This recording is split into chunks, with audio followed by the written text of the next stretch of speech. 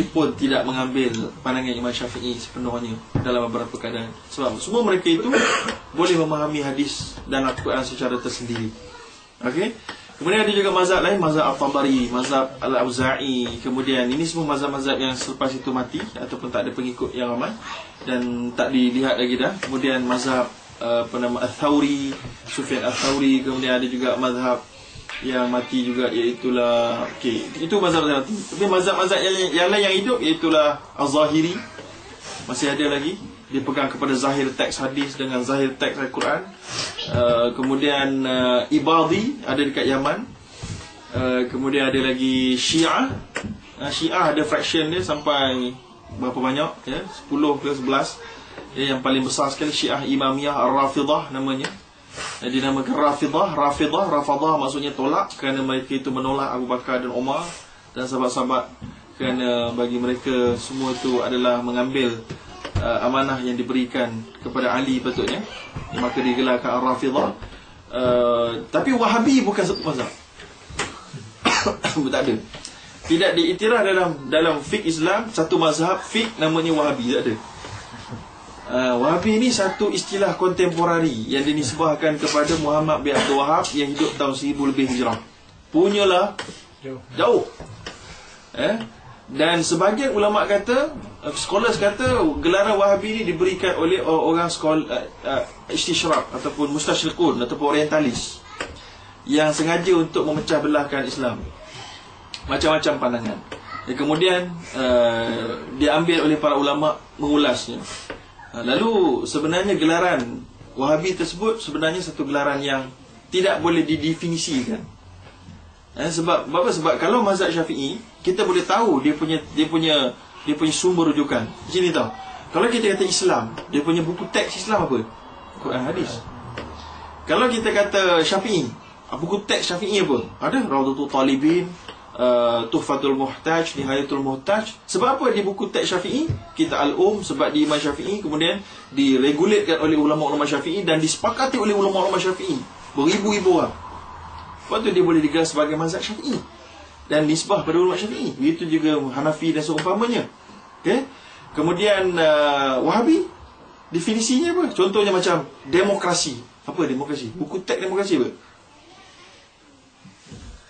Tak ada kan? Sama lah. Demokrasi pun tak ada buku teks. Semua ikut masing-masing. Demokrasi Malaysia, demokrasi UK, demokrasi US, ikut masing-masing lah. Kan? Ikut masing-masing. Dia tak ada buku teks. Siapa pengasas dia? Dia tak tahu. Ada pengasas mungkin, tapi mungkin dia diubah-ubah ikut suka hati.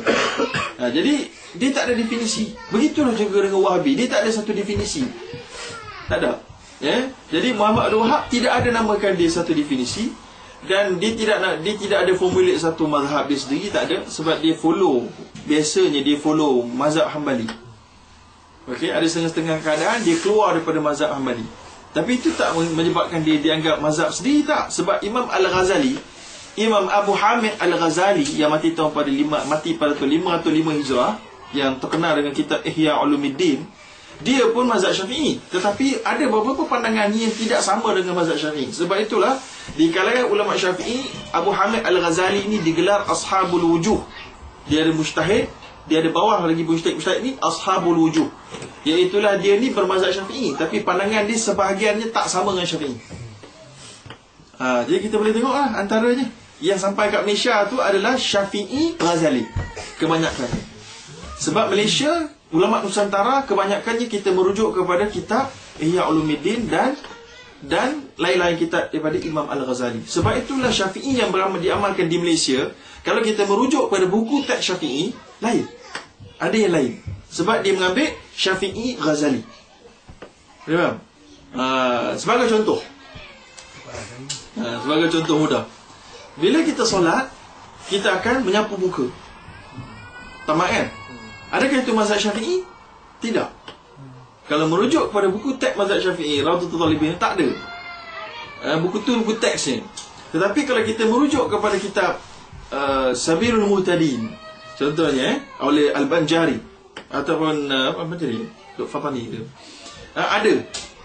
Okey. So jadi ulama Nusantara dia ambil Syafi'i Al-Ghazali. Maka sebahagian besar mazhab Syafi'i ada sebahagian kecil yang tak ada dalam mazhab Syafi'i. Bukan tak ada, maknanya tak di-endorse dalam buku teks utama mazhab Syafi'i. Siapa yang kata buku teks mazhab Syafi'i ni? Ini para ulama Syafi'i lah.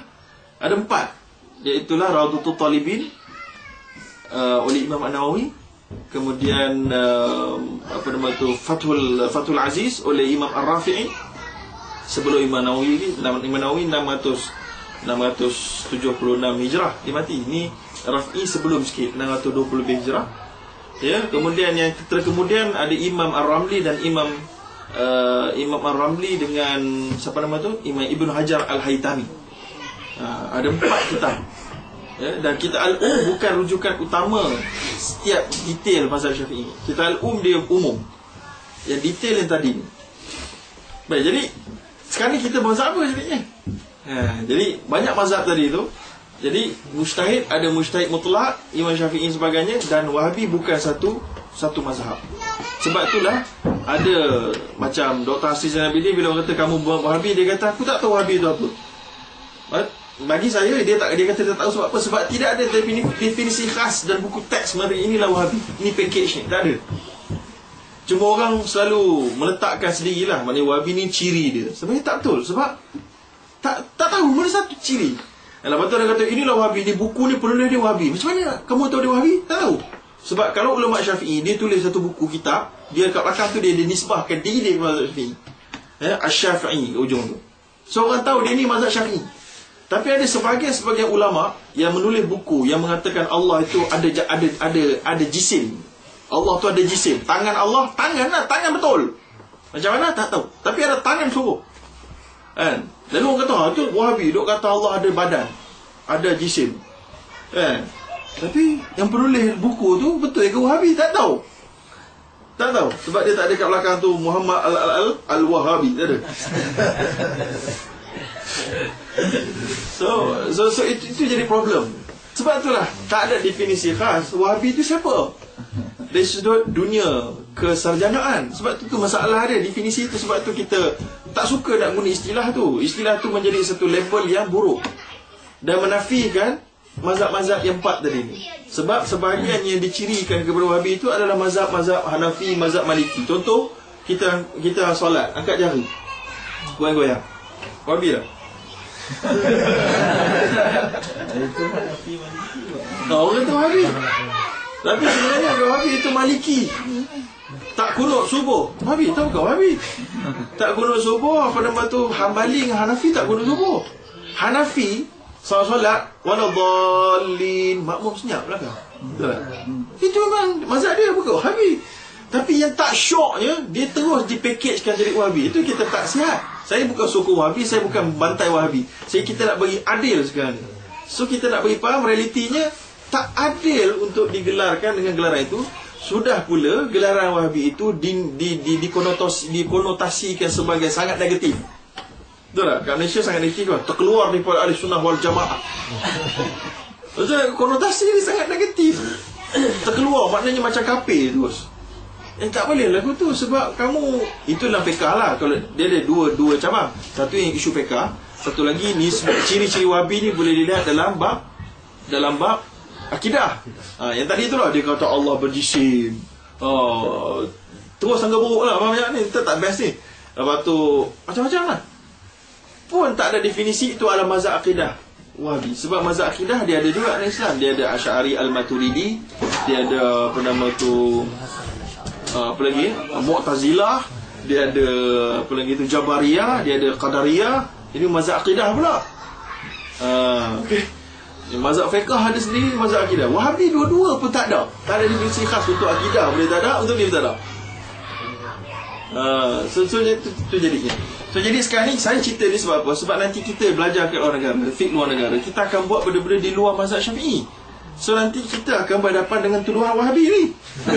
So anda kena faham tahu benda Wahabi. Kena faham tu.